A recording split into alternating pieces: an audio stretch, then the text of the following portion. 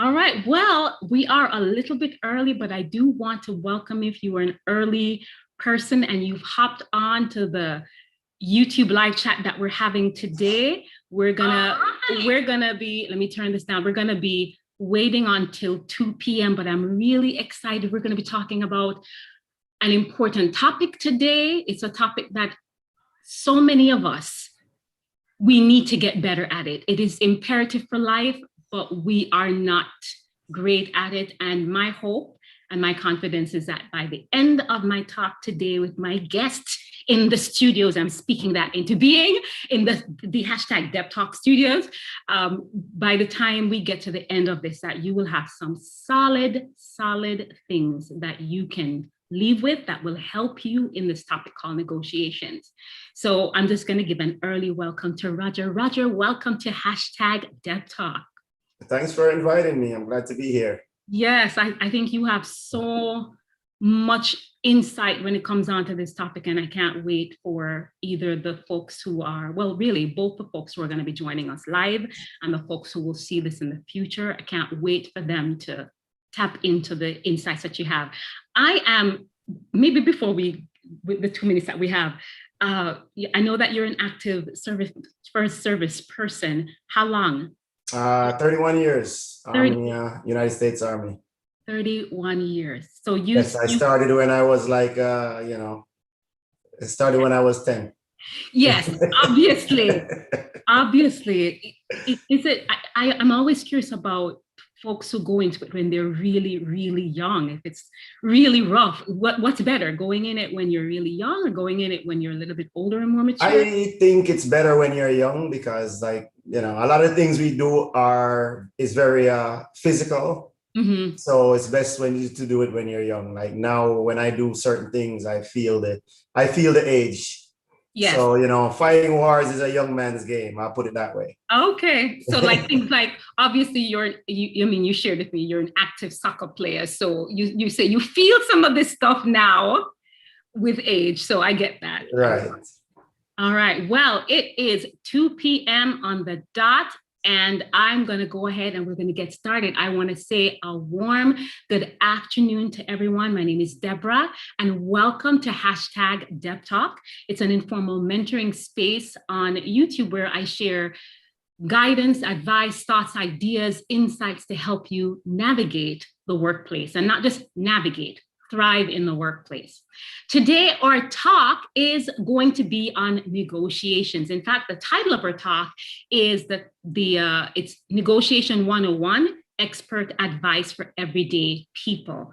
And I am really excited today to have a special guest. His name is Roger Aldridge, and he is going to help us tackle this topic and give us some practical insights that we can use in the workplace as well as in our everyday life. So just so that you get a little bit of a run of show in our conversation with Roger today, he's gonna help us define this whole act of negotiating, understand how to approach it in general, get tips on how to apply it in the workplace as well as in the broader marketplace, and share with us how we can get better, how we can sharpen this skill of negotiating. Here's a little bit about Roger. Roger Aldridge has over 25 years of experience in claims research and negotiations and currently works for one of the largest auto insurance companies in the nation, meaning the United States. He has a Bachelor of Science in Accounting from New York Institute of Technology and an associate degree in business management. Additionally, he is currently an active service member who has been serving in the U.S. Army for, he says, at this point, about 31 years. It's where he met his lovely wife, Dr. Roger Aldridge, and he is also a dad, a father of two, Alyssa and Andrew Aldridge. Roger has a passion for financial investments, sharing his insights in mentorship moments like these, playing soccer and dominoes. If you are here in the YouTube chat room, please help me welcome Roger by dropping some emojis in the chat. Otherwise, Roger, it's such a pleasure having you here. Thanks for welcoming me. I look forward to our conversation and hopefully, like you said, the audience can take away some good information and see how easy and how important negotiation is, as you know, just in everyday life. Right, right. Well, I know they will, because in the couple of conversations that we've had, every single time I speak with you, I leave learning something. I want to dive into or talk today and start off with asking you, Roger, can you tell us a little bit about what you do? Right now, I negotiate bodily injury settlements for claimants who are involved in car accidents and they get seriously injured. So we negotiate with their attorneys to come to a financial agreement to basically put a value on the injuries that they have suffered, any economic loss, and anything to that effect. So it's to resolve a claim where once we are done, there is no outstanding claim or lawsuit against our insureds after this car accident. Yeah, and I'm sure there are many folks who have been in situation, just the situation that you're describing even now. How exactly did you get into this field? Did you have this burning desire when you were studying that that's what I want to do, or did you get into it another way? But actually, it's almost by accident, because as you say, my degree is in accounting. So while I was at New York Institute of Technology, Geico actually had a scholarship. And part of winning that scholarship was a job opportunity. You know, so they say, well, you know, because obviously they want like people with high GPAs, you know, you fill out questionnaire, you go to the interview. But once you win that, they're actually looking for like future leaders. So once you win that scholarship, they offer you a job. And I was like, sure, why not take this as a part-time job while I'm in school? And then once you graduate, then they offer you a full-time job. So, and that's how I started working there. And I've been there ever since, I think it was 1995. Got it. Okay. Well, you know, that's a huge plug, I think, for if there are any college students that are watching this right now. Take advantage of part-time jobs that relate to the field that you want to work in, or if you see opportunities where employers are offering scholarships or they have a program where they'll accept you and then train you and eventually offer you a role, take advantage of that when you are in college. So thank you for sharing that.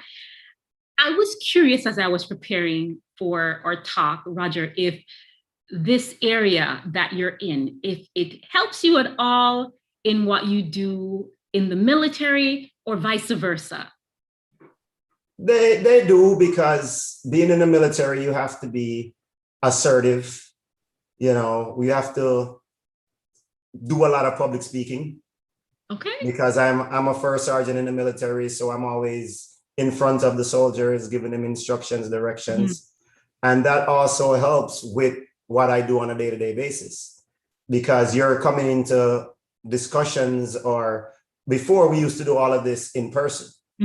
So, and when you step into a room, sometimes it's anywhere from 4 to 10 to however many people. And you have to feel comfortable speaking in front of people that you don't know. You know, and being, a lot of times I could be the only representative from the insurance company. So, and I have to stand up for the insurance company, because my interest is really for the insurance company.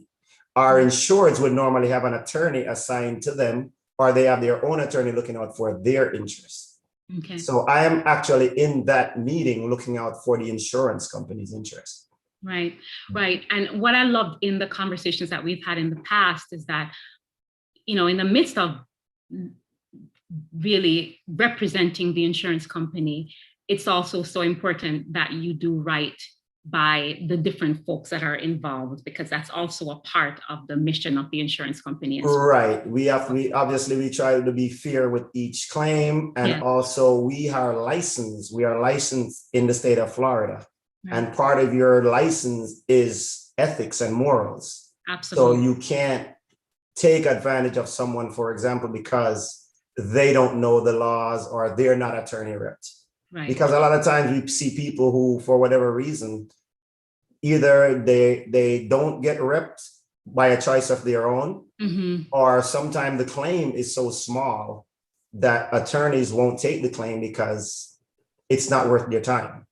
Mm-hmm. Because in Florida, the minimum policy is a 10-20 policy, which is 10,000 per person, 20,000 per accident. Mm-hmm. And if you have more than one person that's injured, sometimes these attorneys won't even take the claim because there's just not enough money for them to become involved and, you know, for them to split between them, their client, and anyone else that's injured in the accidents. Yeah. Yeah. Well, thank you for that insight, that you know, behind the curtains view of auto insurance and all of that. So in general, you got into this while you were in college. It was kind of a detour, a little bit of an accident, like you said, but it's been a great experience, I can tell, for you. And in terms of the military and this field, being assertive, being confident, being able to talk with people, relate to people, get your point across, listen, all of those things are things that the military strengthens in you, and you're able to bring it over into the field that you're in. Is that about right? That is correct. All right, very good. With that said, we're going to dive into just really picking apart our topic. In your own words, how would you define negotiating? It's, people say a conversation, which it is, but I say it's more of an exchange of ideas and facts to come to an agreement on whether it's a settlement or just an agreement. It could be a rental agreement. It could be, it's actually any agreement that you're trying to, two people are trying to, you know, agree on. Right. So it doesn't have to be anything formal. It could be, you know, what are we going to have for dinner? Okay. And your husband and wife, they could, you know, they could negotiate it. Well, the last time we had, you know, Red Lobster, and the time before that we had Friday. So I think today we should have Chinese food. And then the other person might say, well, the last time I ate Chinese food, you know, it hurt my belly. So, you know, let's get Chick-fil-A instead. And all of that is still negotiation. It's just an exchange of ideas to get to an agreement where both people could say, okay, we agree to that.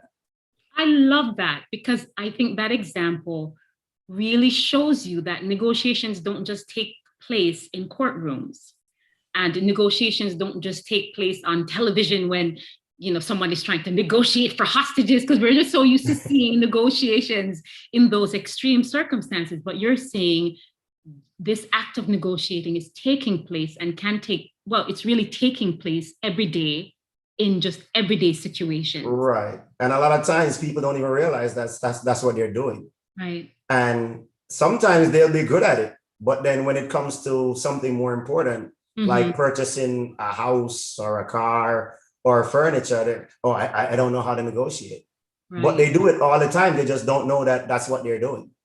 All right. Well, listen, we negotiate all the time. Hello. So now that's one piece of insight that I think is really important for us to know, so that we look at our lives with a different pair of lens. And then the question isn't, should I or should I not negotiate? The question is, how do I master this?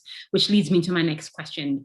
Why is it important that we master the ability to negotiate? Why is it important that it's been proven that people who negotiate do better than those who don't.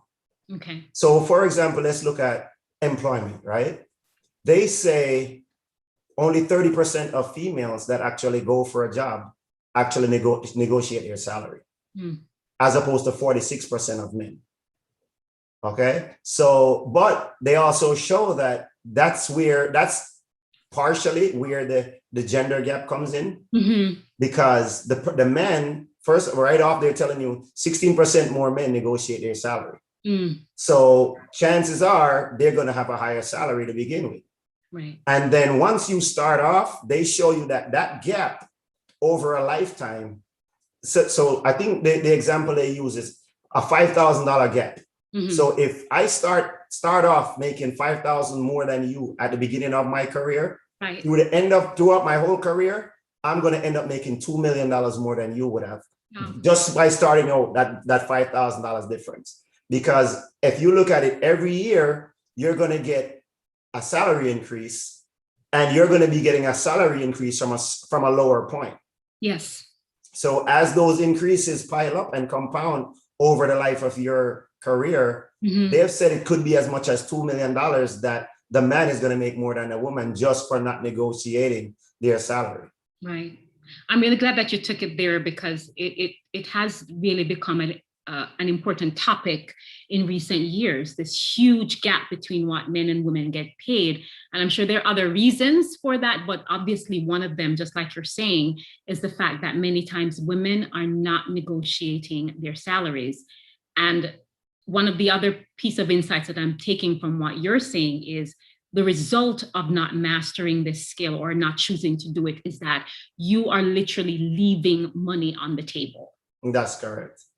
Yeah, and I guess that would apply whether we're talking the workplace, whether we're talking just everyday interactions in the marketplace, whether it's a car, which we'll talk about later, whether it's a house, you're leaving money on the table when you choose not to and I think good at negotiating. Right, and I think women tend to think it's a put off if they negotiate the salary.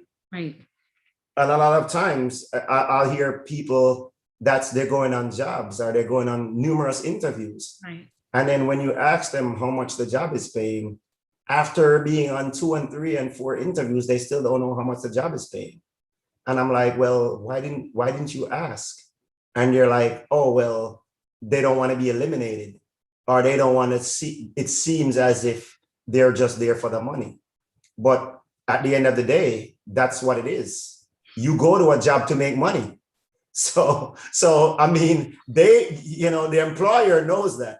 So for you to want to know, especially if you're, it's like, I think someone showed me, or I saw it on Facebook the other day, where somebody said the requirement for a job was a master's degree. And then they're paying $11 an hour.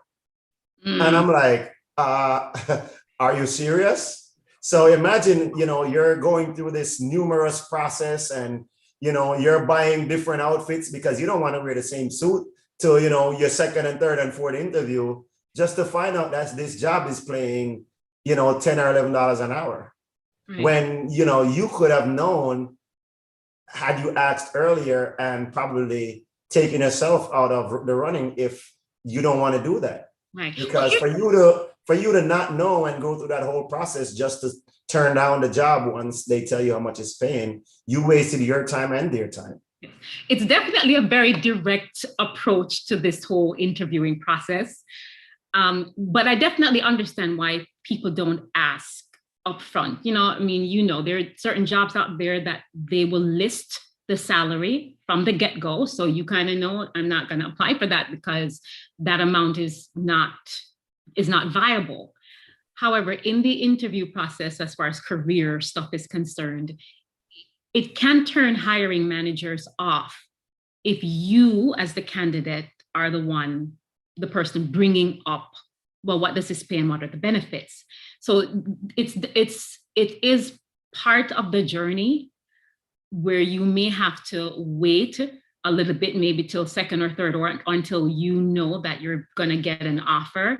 But at some point before any kind of acceptance has occurred, you definitely need to know what this job is paying. And I know you're going to talk a little bit about research in a moment. We've kind of jumped down our list, but that's perfectly fine. We're going to go where this conversation takes us. Sure. So, well, you kind of hit on this. I was going to ask you, with the 2.5 decades of experience that you have, why don't people like to negotiate? But I'd like for you to directly address that question. Why don't people like negotiating, including women? But let's speak to people in general, why many of us don't go through the process of negotiating, and then talk to me about what your thoughts are about why women don't do it.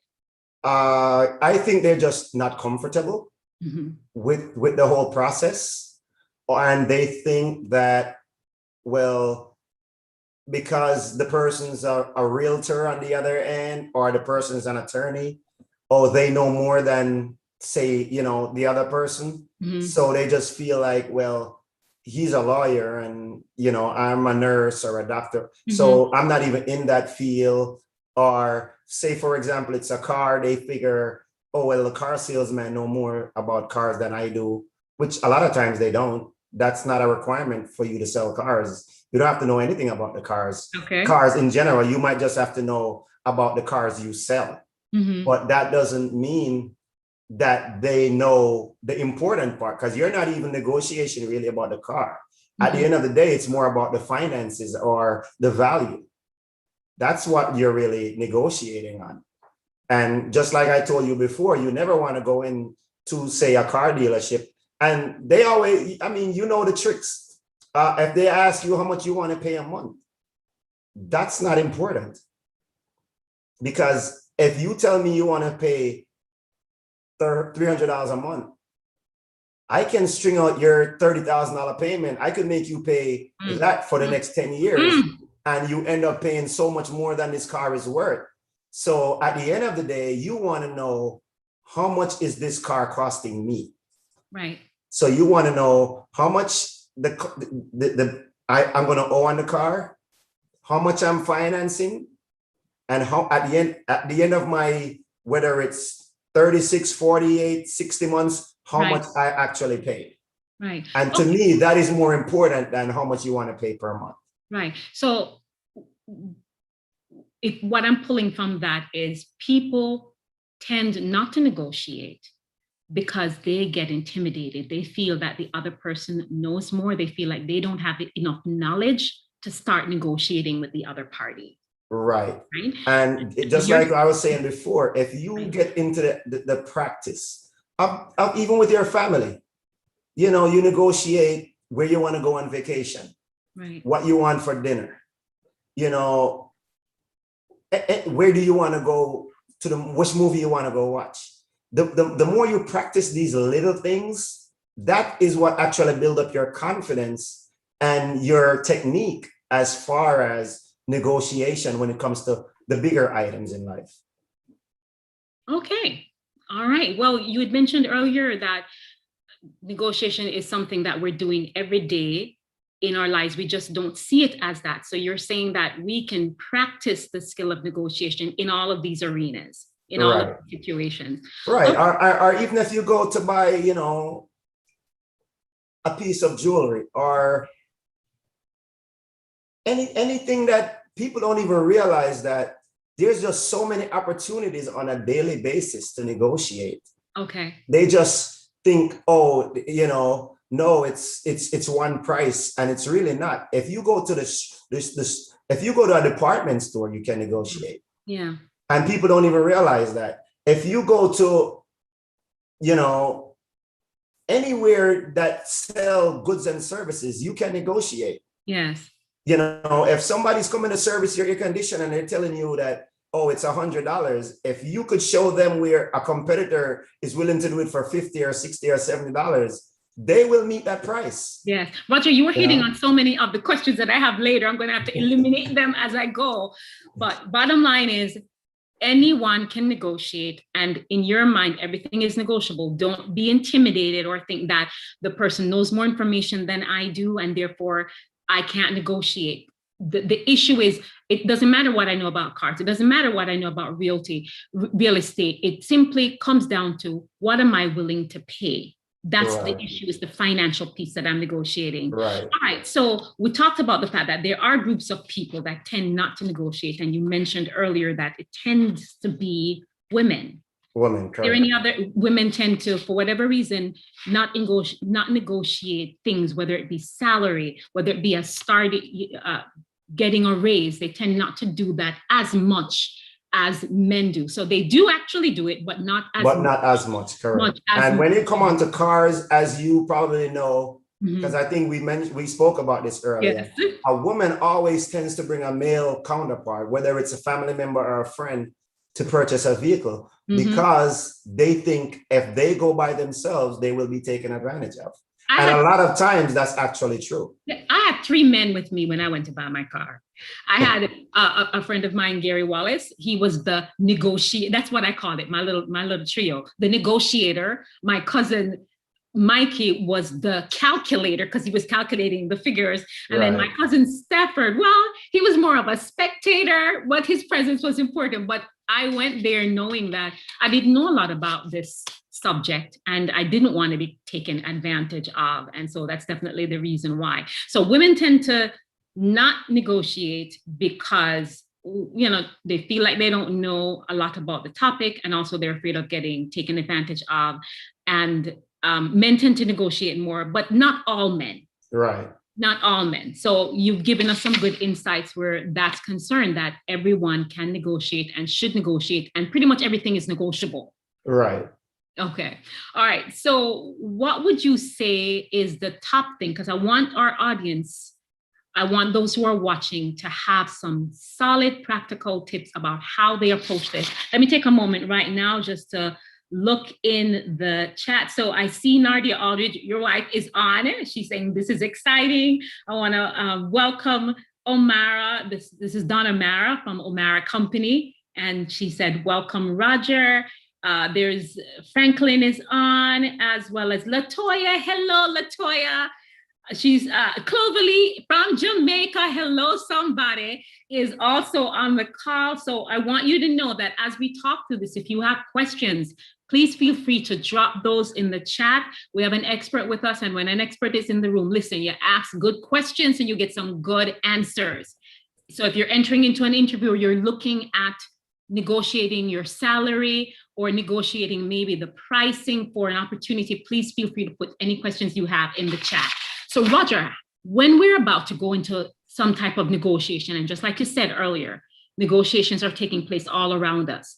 When we're about to walk in, how should we prepare? What is it that we need to do when we know, all right, I'm about to enter into some kind of a negotiation? What are the things I should do? All right. So the most important thing I would say is research. If you're going to buy a car, you want to know how much that car costs. How much, and not just the car that you want to buy. You want to Google the year, make, and it'll tell you. Now they have Auto Trader, they have Carfax, they have a whole list of services that they will even give you the prices, and they will tell you whether the car is a good deal, if the price that it's being offered at is over the market value, if it's below the market value. So they'll give you all that information. So research in terms of whether you're buying a car, if you are about to go for a particular job. Right, you want to do research and see how much, what's the market rate, how much is the beginning salary, how much you're expected to be making with your experience. But also you have to know how much that job means to you. Right. Okay. So, and to me, it's always easier for me personally. Like if you already have a job and you're going for another job interview, the pressure is not as much because you know you already have a job. Right. You know, so, and sometimes that will come across in the interview. So they know, well, you know, we don't have this person over a shotgun per se, because they already have a job. Right. As opposed to if you've been out of work for, you know, months or years, then obviously this job is going to mean a little bit more to you. And at that point, you know, you can be taken advantage of because they're looking at your resume and they know, well, this person said the last time they worked was, you know, 2018 or 2019. Yeah. Oh, that's such a powerful thing that you're saying, because one, you're talking about what I call the perfume of desperation, and to definitely not wear it into an interview. Even if you've been out of the job market for a little bit, it is not something that's necessarily looked down as much on. There are people that are taking a step out of the workplace, maybe for a year, 2 years, some for different reasons. So don't look down on that. You have to really understand that you're still bringing value to the table. Do not go in there desperate, because when people smell desperation, that's when you can get some outcomes that you don't like. Right. So still go in there confident, still go in there valuing yourself, whether it is negotiating your salary or raise, go in there confident, go in there valuing yourself and what you bring to the table and not being desperate. Right. I'm not sure if you're following what happened yesterday. Yesterday, the jobs report came out. Okay. And obviously, you know, The Biden administration was looking forward to the report. Wall Street was looking forward to the report. And they only created, I think, like 260,000 jobs, when the estimate on the streets was for over 1 million jobs to be created. And what they're realizing is the same thing. They're saying, well, all of these people that got laid off or furloughed or fired since COVID, and all these companies that's out here that's hiring or looking for people, how could we only create 260,000 jobs? Right. And what they're realizing is that the people are not willing to work for what is being offered. And especially like a lot of people that was getting the unemployment, because that unemployment boosted their income to a level where if they lose that and go back to work, they're going to be making less. So a lot of states now are doing away with the unemployment because they're realizing that's a hindrance to getting people back into the workforce. So even though it was promised for, I think, till how many more weeks or till the end of the year, now they're going back because they're realizing. So we're going to be at a crossroads because the country, or, you know, depending on which poll you're watching, 60, 70%, they're saying, yeah, $15 an hour sounds good to us. So, you know, but the politicians are kind of saying, no, we can't do it.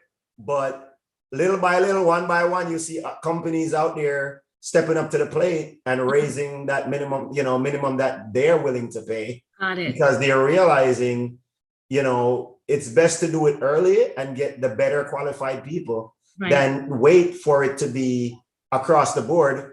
And then you're getting, you know, anybody that's, you know, that, well, listen, that's, you know, I couldn't get a job at McDonald's, so I'm here at, you know, you know, the law firm or the insurance company or wherever, because the pay is the same. You know, so the society is kind of nudging them like, you know, you might not want to pay $15 an hour, but you might want to get close to it.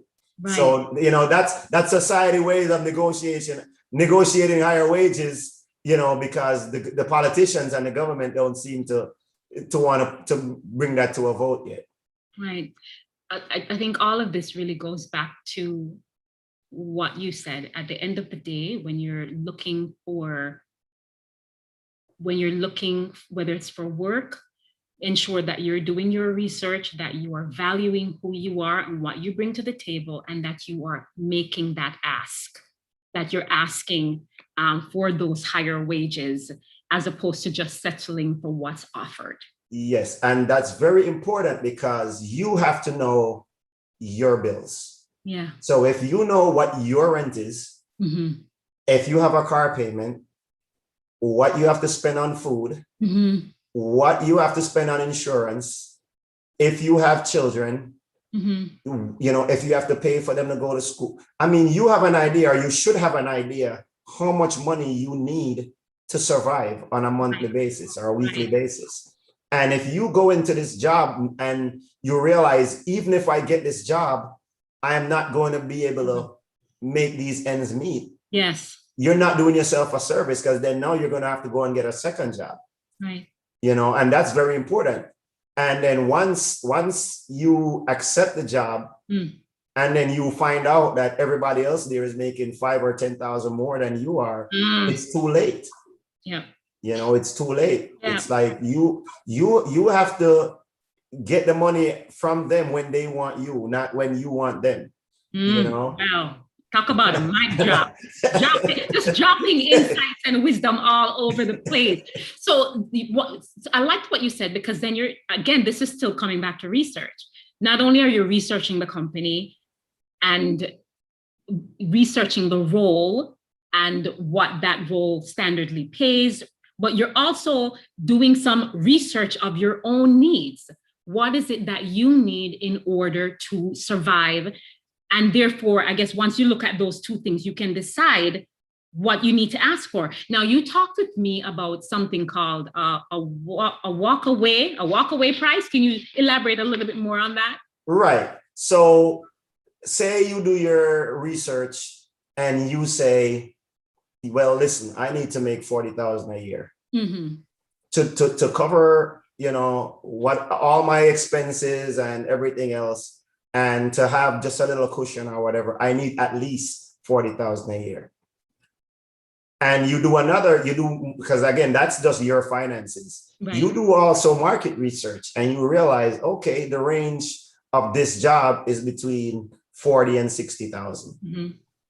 So and then you get this call and they're saying, oh, well, hi, Deborah, this is so-and-so from Human Resources. We're so, you were so awesome in all your interviews that we love you and we want you to start on Monday. And then, and oh, by the way, it pays, $30,000 a year. Right off the bat, you're supposed to be like, okay, pump the brakes, because you know that that's not going to work for you. Right. And you also know that that job is supposed to pay more. Right. So at that point, you have to negotiate there and say, well, listen, this is what I need, a minimum of $40,000 a year. Mm-hmm. And if they say, well, we can't meet that, you have to be willing to walk away. Yes. You have to sit. And it has happened where people have walked away and never got the job. Mm-hmm. Or you walk away and a day or two or a week go by and you get the call and they say, well, we discussed it and we're able to meet your requirements or your demand. Right. So that's the walk away. That's right. But if you take that job knowing that it's not gonna meet your requirements, mm-hmm. and you feel like you're not being valued based on the industry going rate, you're going to be miserable. Mm-hmm. Every day that you go to work, you're not going to be happy. Every day that you get your paycheck, you're not going to be happy. Mm-hmm. And again, as an example, if you go there and you realize people there are making 10, 20, whatever thousand more than you are, you're not going to probably stay. Right. And so you're back to square one. Right. So it really is important for not only the candidate, but it's also important for the organization, because if you go through the process of hiring someone and then they realize that they're not being paid to what's appropriate in the industry, worse if they find out that other people are making significantly higher than they are, they're not going to be happy. And then all the time that you just spent training this person goes through is wasted because they end up leaving. Right. And remember, going back to what we said about value, mm-hmm. A lot of times we just say, well, and I say we, I mean the employee. We might just think, well, we need a job. But there's also a huge cost to the employers right. for trying to find people. Mm-hmm. And every time they have to hire somebody new and train that person, there's also a high dollar value yes. to that. So, for you to go through, more than one interview or whatever, to the point where they're offering you a job, don't think that, they're just looking at you as, it's not normally like a take it or leave it situation, because they know how hard it is to find good candidates. Mm-hmm. And it comes at a huge cost to them. And they're not just looking for someone short term, because again, if you stay there even a year or two and then they have to replace you and hire somebody and retrain them before they get up to speed, you're talking about tens of thousands of dollars all over again. So, so don't feel like we don't have, your word that you're going to talk about later, leverage. Don't go into it thinking that you have no leverage because, I want this job and they're the ones hiring. You do have leverage, even though sometimes you might not know it. Yeah, that piece again about, I just love so many things that you're saying, and I believe that it will be beneficial for folks. If you feel like taking notes, I think it's great to take notes, and we'll have this video available and spiced up into smaller pieces so that you can continue to learn from this long after this particular moment. But this thing about valuing yourself is so huge, and it's not just it's in terms of every aspect of your life. You lose when you don't understand what you bring to the table. And that also applies in the workplace. All right. So the biggest thing that we need to do when we're approaching an interview is that we need to research. We need to research the market value of the particular role that we are going into. We also need to look at our own situation and see what is it that we will need in order for this to work out, for this to be something that meets my needs. And that's important to do, not only for you, so that this job is worth it in a sense, but it's also important to the employer because they want to hire somebody who is going to stay, and they can't give you something that you never asked for. There's a saying that if you don't get, maybe it's because you don't ask. Right. The answer is always no unless you ask the question. Unless you ask. So it requires courage. Right. And then the third thing you want to do is take the emotions out of it. Okay. So you want to be Mr. Spock. If you watch Star Trek, you know Spock. Love Star Trek. Right. So Spock is just always about the data and the information. Mm-hmm. He doesn't understand love, like, loyalty, anything to that effect. So it's the same thing. Whether it's a job, even if it's your dream job, you don't want them to know it's your dream job, because then they know that they have leverage because this is your dream job. Same thing for a car. And again, this is something you can practice. Even if it's your favorite car in your favorite color, guess what? If you're negotiating, you might have to act like you don't like that color. But Roger, here's my thing with that. When you say, if it's your dream job and not necessarily let them know, but what about being authentic? What about? You can still be authentic, but keep it inside. Okay. It's like if you go into the car dealership, you don't want to be like, yeah, that's the one. That's the car. That's my dream car. Because now they know they have you. Okay. So you wanna find as many things wrong with your dream car as you can to get the better price. I don't know if I like those rims. I don't know if I like the interior color. And even though, like you say, you love everything about it, you can't let them know that. Because then they'll be hesitant to lower the price or to give you a better price. And this is just an example of cars. All right. So a lot of times when we go to buy cars, you have a lot of places now that they'll tell you they have a set price. So like off lease only, and they don't, and I think this started years ago with Saturn. When Saturn came out, the whole point of that was, we're just going to have a price, and that's the price. And a lot of people like that idea. Okay. Because you don't have to negotiate, again, the price. But the issue with that is most people that go to buy cars, they have a car that they need to get rid of. They're either upgrading or there's something that they no longer like their car or whatever. And yes, you might not be able to negotiate the price of the car you're buying, but you're able to negotiate the price of your trading. And that's very important. Okay. All right. So yes, they might not be able, and sometimes, if you do your research, most of those people tend to be close, or a little below the market. So like off lease only, and this is not an advertisement or anything, but they normally are decent.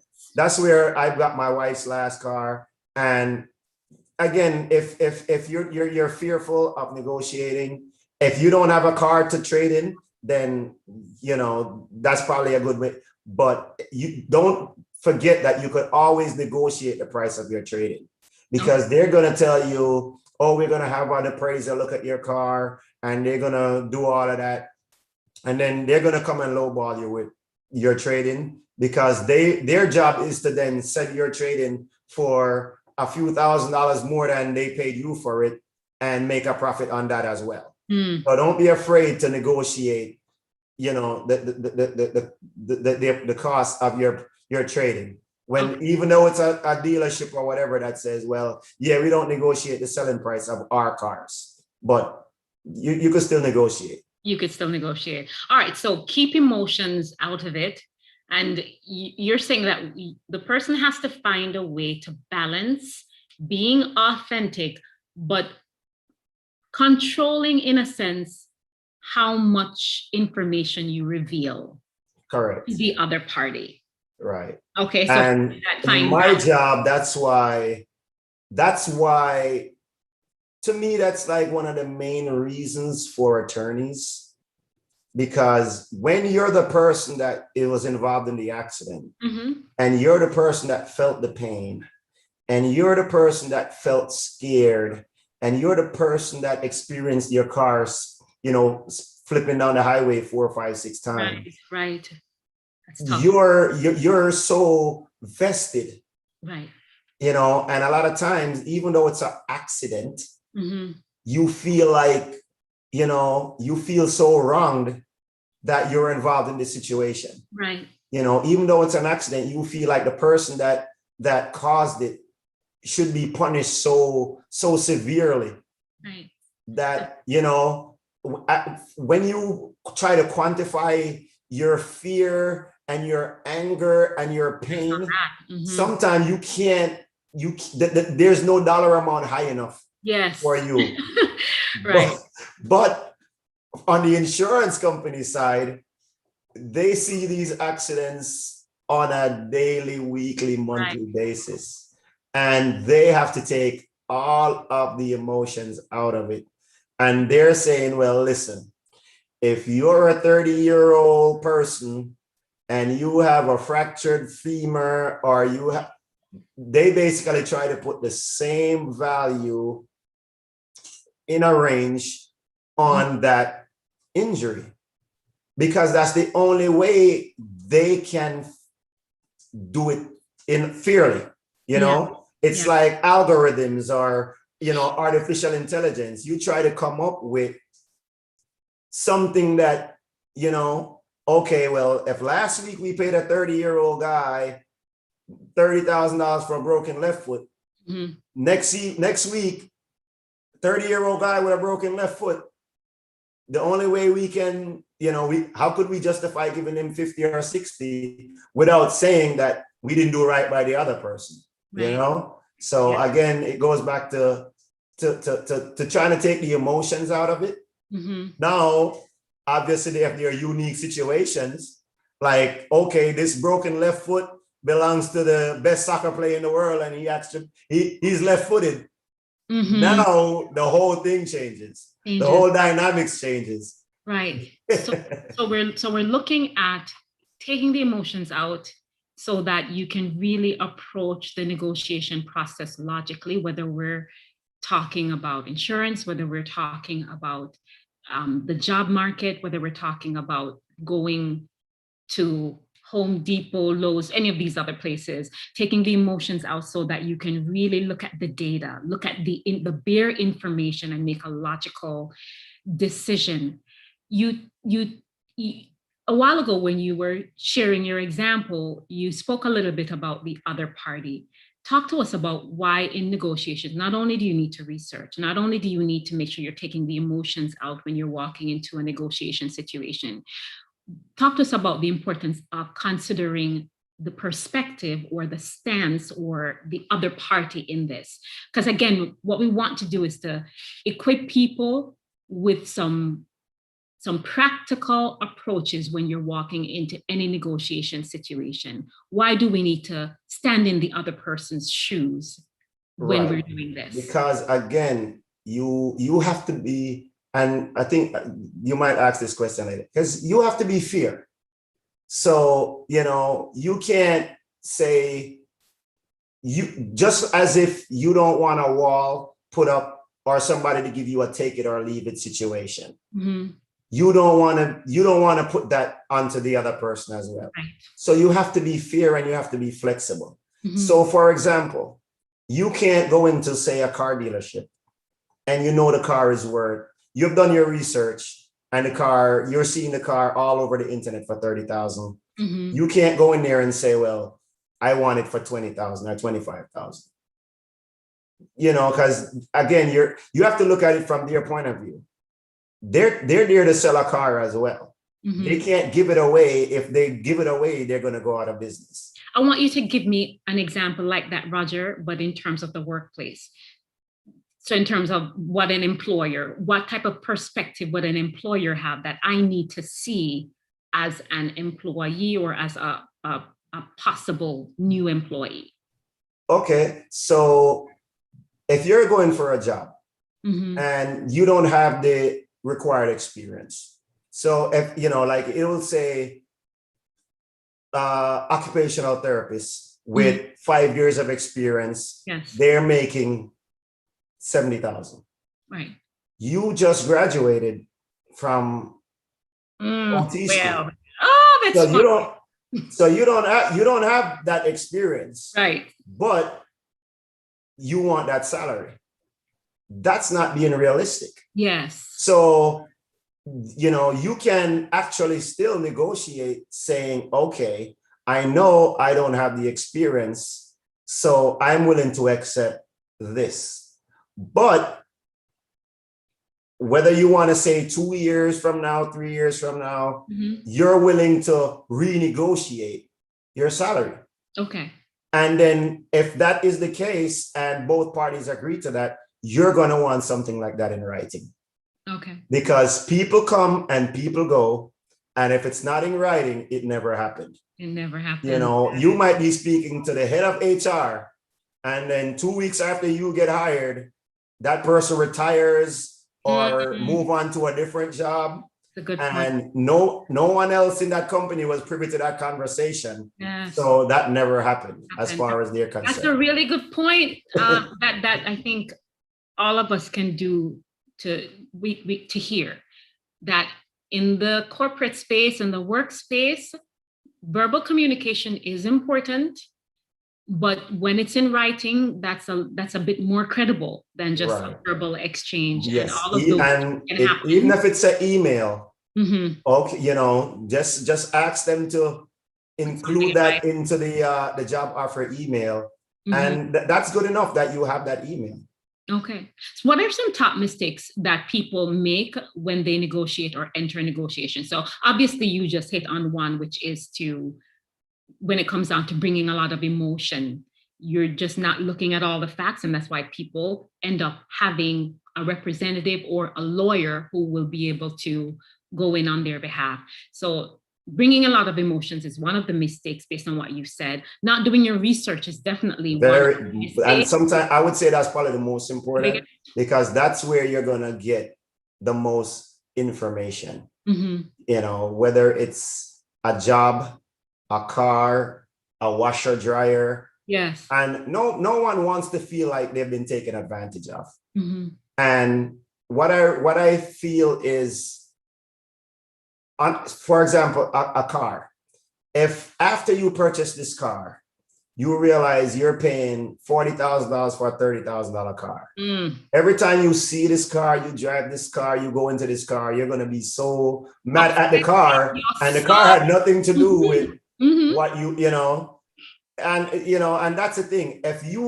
We always want to feel like we won, and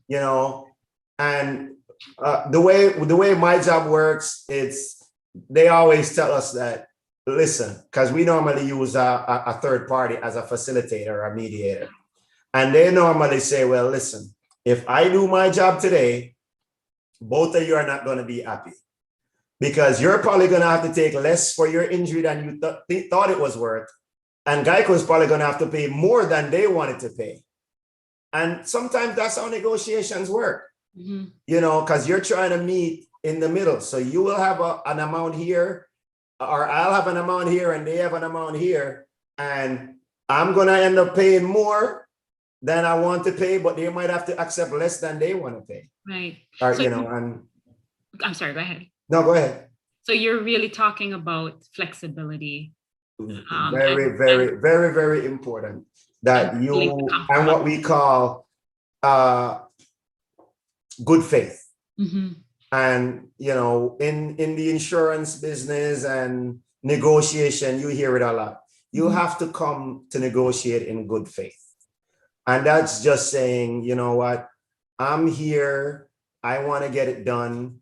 I'm not here to I take it or leave it, or my way and the highway type of thing. That's not negotiating in good faith.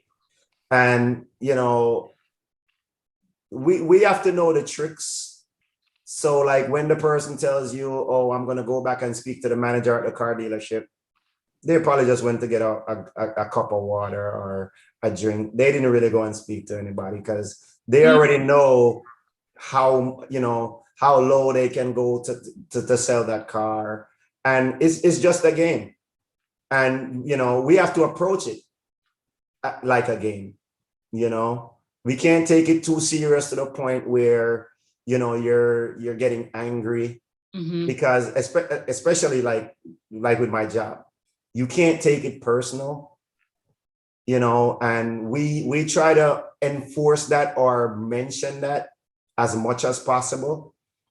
Because when somebody comes in and again, they're in their mind, their injury is worth $300,000. And we're telling you that it's really not, it's worth $50,000. It's not there to disrespect. Big jump though. That's a yeah, big it's not, it's not there to disrespect them or, sometimes you have information that brings down the value of their case. Like, oh, I can't do this and I can't do that. And we have surveillance of them doing those same exact things. Yes.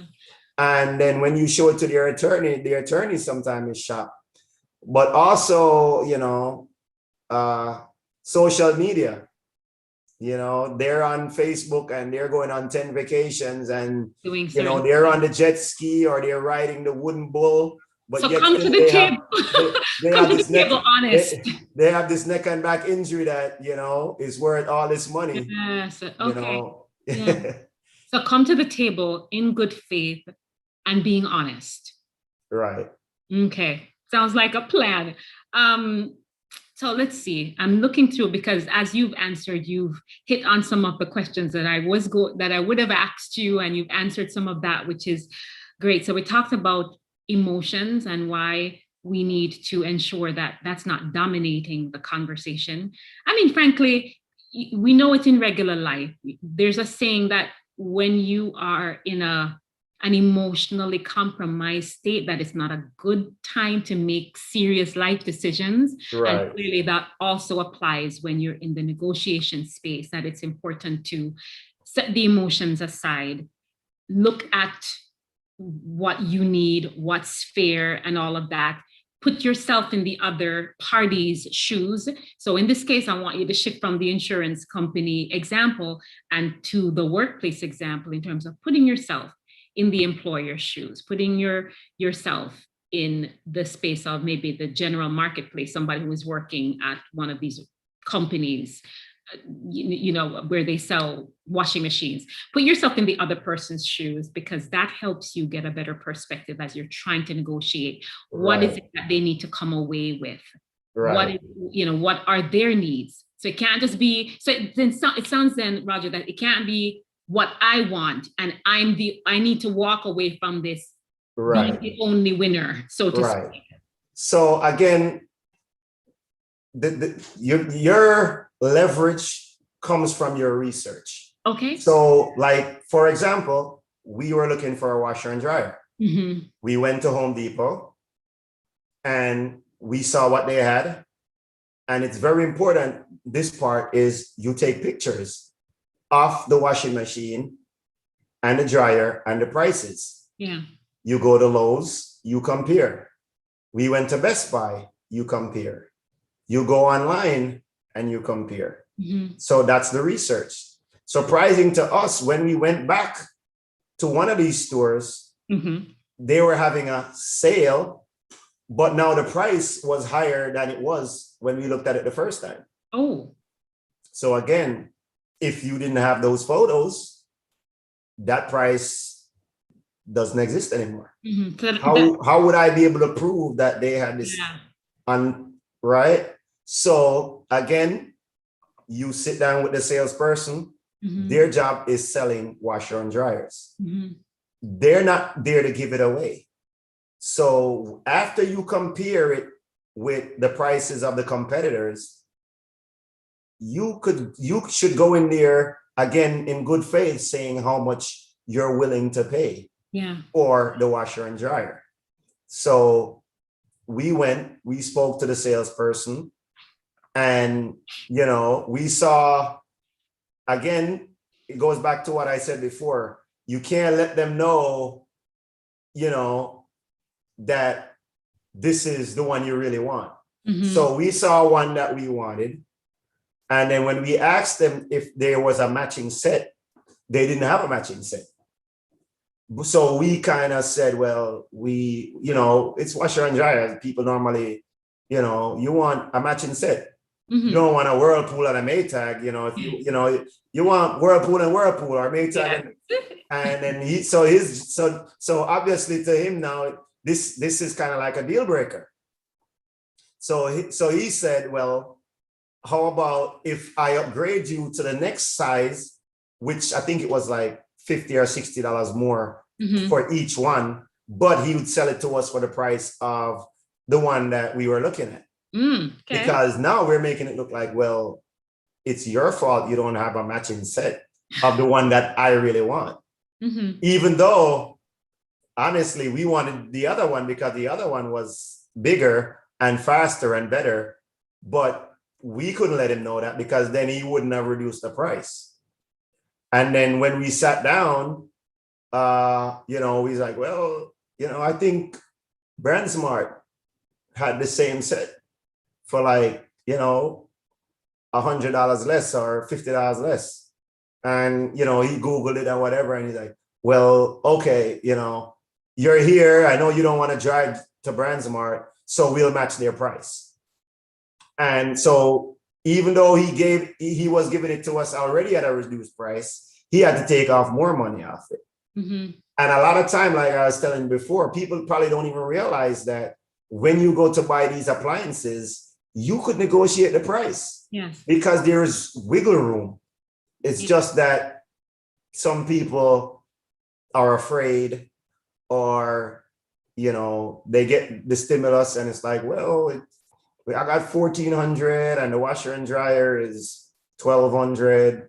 You talked, Roger, about it's what they call free money because it's not money they work for.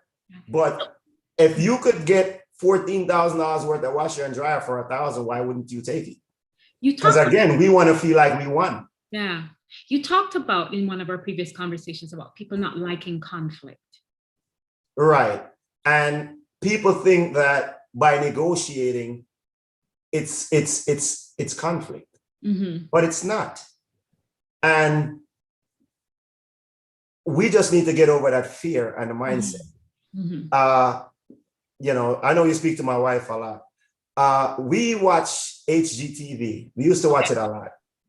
And they would have houses. I'm trying to remember the program, but a lot of times it was like in the Caribbean, whether it's, you know, Hawaii, Bahamas, Jamaica. And we always thought, like, what are these people doing? Because they would offer hundreds of thousands less than the house is listed for. Okay. And we would look at each other like, huh? And then when they come back, it's like, oh yeah, you know, it was 600,000 and we offered 400,000 and it was accepted. And I'm like, now, suppose these people didn't negotiate or didn't come up with a lower price. They would have paid $600,000 for a house when the seller was willing to accept 400,000. You know, and that's a lot of money. And a lot of times we're looking at, and I guess it goes back to the conflict or the fear. Yeah. We're thinking these people had golden, you know what, for you to ask a seller to accept 200,000 or 100,000 less than they're listing their property for, and for them to accept it, it's, you know, and I don't know if it was just for the show, but, you know, people do it, you know. I doubt they could do it today in today's real estate. No, well, things change today, but another show I watch, and, you know, I would urge your subscribers to watch also is $1 Million Listings. Okay. And if you have $1 million listings, I think Los Angeles, and you have it in New York. And what you will realize is that, believe it or not, the people that have the most money negotiate the most. They are so arrogant. And I'm talking about multimillionaires and billionaires. And it's not just houses and cars. Yes. When you hear how they talk. So again, watch these shows and you'll get a lot of insight. You will hear how, you know, a billionaire will tell you, I will never pay full price for anything. Yes, I've heard. And you're thinking, well, this person's worth $1 billion. What is it? They can afford it. But again, it's just their mindset or their ego will not allow them to pay full price on anything. And I wouldn't be surprised even now with this housing market, because I think with the price, the housing prices in that range, we're talking about 10, 20, 35. They already know that it's elevated to a certain point because they know that people in that range is not paying the full price. But then is it ego then, Roger? Because based on everything that you're saying, everything is negotiable. A lot of people seem not to know this and are going in and leaving money on the table. So is it possible that these rich billionaires are rich because they know something, just like you know something, that everything is negotiable, that the prices sometimes have been inflated, that the folks on the other end know that they could accept less for some of this stuff? So is it ego, or is it because they have that insight and they've been acting on that insight, and that's part of the reason why they're billionaires? Probably.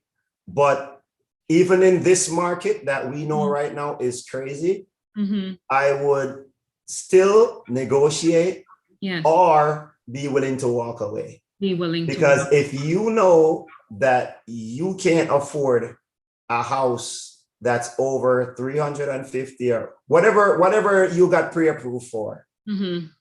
If you can't find a house in that range, then I would say rent and wait for the market to recover or whatever, but you do not want to overextend yourself because the market is hot and you're gonna force your way into this house, and then you're gonna have to live on, you know, ramen noodles crackers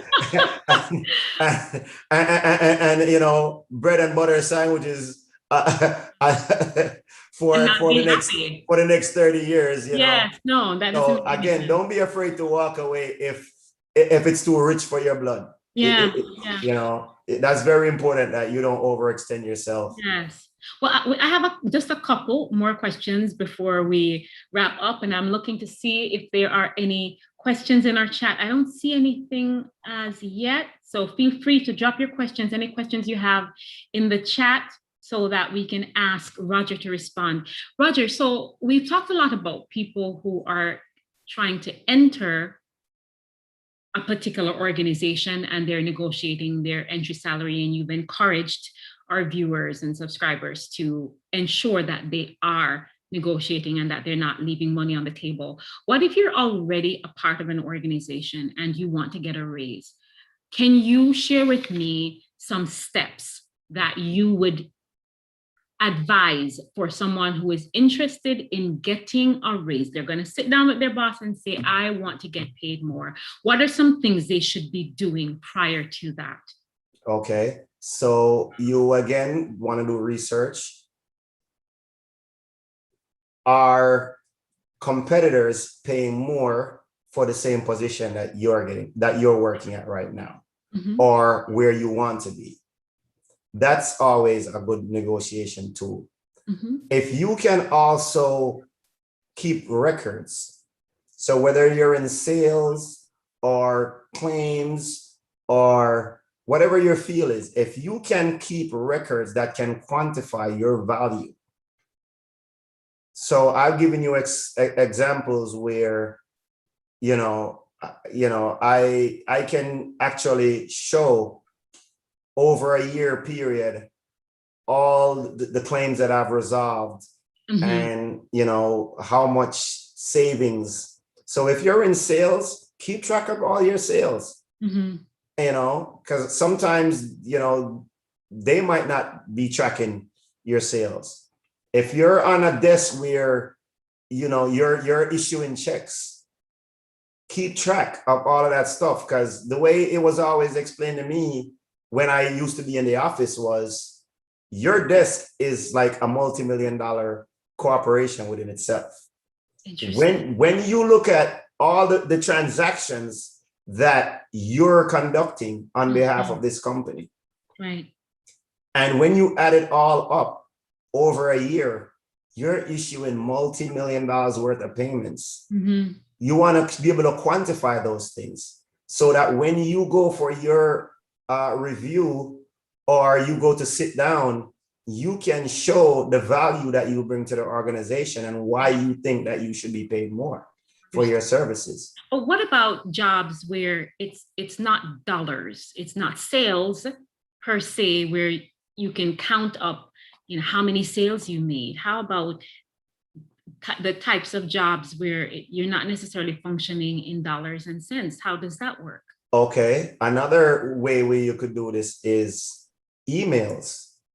Like if you're in a service or a customer service Mm-hmm. job, anytime you get an email from whether it's a coworker, a customer, or anyone telling you how much you help them and how great you are, or how great or how much you saved the day, you want to keep all of these in, you know, a work folder. Great advice. Or if you want to print them out and keep them so that when you go in again, you can show, well, listen, this is my resume. Here is, you know, here is proof that I am, you know, I am awesome at my job, because all of this was unsolicited praise from, you know, internal and external customers. And that's very important. Advice. That's great advice. Yeah, you always want to have some kind of record. You just don't want to go in there with, you know, your honesty and you know, your version of all the facts. If you can show them something that they don't already know, mm-hmm. that improves your negotiating position. Got it. I think that's great advice, and I think if you can also show where the company is at in whatever measurements that are important to them, and then show later how somehow you being there improved that. But just having some kind of proof outside of what you have to say about yourself. You know, there's a phrase that says that let other people praise you, but then, you know, this is about also letting the facts praise you. Right. I mean, yeah, you want people to praise you, but depending on your job or whatever, you also have to be your number one cheerleader. Because if you're not doing that for yourself, yes, then, you know, you're going to be at a disadvantage. Yeah. You have to be, when you do a great job, you shouldn't be afraid to say, you know what, absolutely, I'm doing a great job. Yeah. Or, you know, and you want to praise it in another way, you know, outside of I'm doing a great job. But, oh, that's such a powerful point to advocate for yourself and to share, because let's not assume that your boss knows everything that you're doing. They may not. So I think definitely, you know, it's not. And it goes back to, say, for example, in the military. So in the military, we get annual review every year. And part of that is, like, for example, if I have subordinates, I have to solicit from them. They have to send me what is called a support form. And on that support form, I ask them, tell me what you have done, you know, that I'm not already aware of. Yes. And, you know, oh, I graduated summa cum laude from this, or, you know, I received this award, or, yeah, when I went to this school, I was distinguished honor grad. So all of these things go into, okay, what kind of review you're going to get. Yes. And again, never assume that your supervisor knows everything that you did. Yes. Because sometimes the great things you did, they might have been on leave. So they don't even know that happened. Yes. You know, but if you can point it out, then you have a better chance of getting a higher salary. Absolutely. And I think that's. But again, remember, like what we said, don't be afraid to walk away. So to me, one of the most important things you could do is always explore your options. Mm-hmm. Sometimes we get very comfortable. So we might be in the same job and we like our coworkers, but we're really at work to make money, not to like our coworkers. That's secondary. So even if you at your job and you love your job, if you go and interview with a competitor mm-hmm. and they offer you more money, there goes your word again, the leverage. Now you have leverage. Because I can go to my supervisor mm-hmm. or my manager and said, yes, I love working here. I really don't want to leave here. But ABC is offering me $10,000 more. Mm-hmm. And again, they're going to have to think, well, how good of a job am I doing there? Right. And how much is it going to cost to replace me and retrain somebody to fill my position? Mm-hmm, for sure. So don't be, again, and it goes back to knowing your value. Mm-hmm. So if ABC, who just met you, think about this as if you're dating, right? So, you just went on a first date and this person is willing to buy you a house and XYZ and and you go to your boyfriend and be like, hey, I've been with you for 10 years and you never offered me. Wow. What's going on? So if ABC is saying, listen, we'll give you $10,000 more, if your current job, who they've known you for 5, 10, whatever many years, and if they don't think that, you're worth that, then something should, either a bulb should go on that you might want to move to another company mm-hmm. or, but it also has showed though that people that tend to go from different companies mm-hmm. over a longer period of time seems to always end up making more money because most of the time they move because of a higher salary. Yeah. So I do like that this business about being, no matter how you put it, you are at a decision point whenever you negotiate your salary or whenever you ask for a raise. And I really liked what you said about not getting so comfortable in the particular role that you're in, lackadaisical and so comfortable kind of deal where, go and do the research, ask for that raise, ask for that promotion. Sometimes they'll say yes, sometimes they'll say no. If they say no, you need to assess yourself. Because sometimes are you bringing value?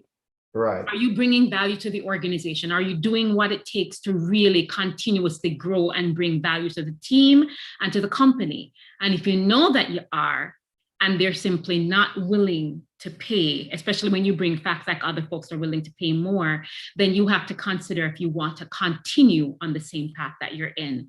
So everything, just like Roger said a moment ago, is coming back to, please understand who you are.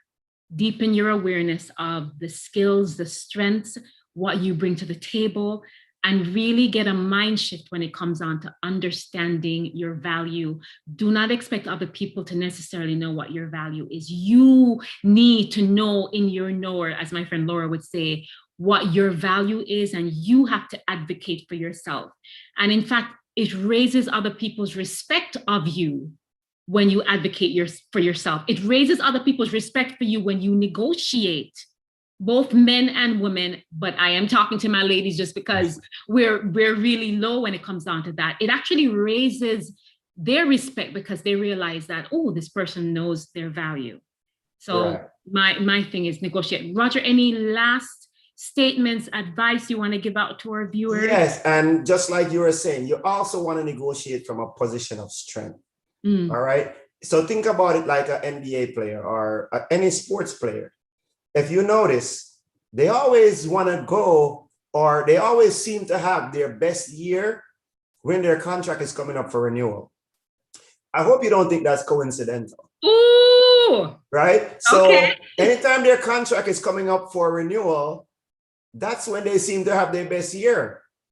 And then once they get this multi-million-dollar or max contract, the production or the productivity might fall off a little bit. So you don't, if you're coming off your best year, that's probably the best time to go to try to negotiate. You can't go into a salary negotiation, after you've been out for how many months, or if you're just coming off probation. You have to know, just like Deborah was saying, you have to look at the other person's point of view. If you're just coming off probation, or you're just, you've been out of work for the last how many months, why, if you are them, would you be looking to give you more money? So again, you want to always do it from a position of strength. But again, don't be afraid to walk away. Because again, if the new job is offering you more money, yeah, you might miss your friends, but the present company is basically telling you they don't value you as much as the other company. But also you want to make sure you're comparing apples to apples. And this is very important. You want to look at the total compensation package. Good point. Because sometimes a company might offer you more money, but then you're not getting a 401k, you're not getting a pension, or they're not paying any of your health insurance. Because, so you have to look at the entire package and make sure that it's apples to apples, and yes, you're actually making more money. Because those things add up as well. 401k, pensions, these things add up as part of your total compensation. Vacation time. And so that's very right. Vacation time, because if you're at a company for a longer period of time, after a while, you're up to like 4 weeks, then you're starting over at a new company, now you're back to 2 weeks, so, it's part of your compensation package. So make sure, you're comparing the total package before you make a decision. Right. Well, Roger, I want to thank you for carving out some time out of your schedule to spend and to not only share your insights and knowledge with me, but with the other folks who are watching this now and who will watch this in the future. We appreciate you. Thank you so much for coming. And thanks for inviting me. I had fun, and we look forward to talking to you again. Yay! All right. Well, I want to thank you. For those of you who hopped on in the chat, I see you. Thank you for being here, for carving out time out of your afternoon to spend a little bit over an hour with myself and with Roger to talk about negotiations. My hope is that you gained some valuable insights from this that you can apply to your own life, or that you can share. So when this video is posted, to make sure that you pass it on to other people so that they can benefit. I want to thank you again for being here, and just wish you all the best when it comes on to thriving in the work world. I also want to invite you to a personal growth course that I do. It's called Reset. This year it's Reset 2021. And it's a course that if you're feeling stuck, just trying to get forward on your goals, but something is holding you back, that it's a place where you're going to deepen your awareness of yourself, that you're going to deepen your insights in terms of your value. It's an absolutely great experience based on the folks who have taken it. They've made strides as a result of taking this class. So I want to invite you to take the class as well. It starts on June 5th. And it goes on till July 10th. The last day for early registration is May 15th. So please do not delay. I will have the link in the chat so you can learn more about that. In the meantime, have a fantastic work week. Bye, everyone.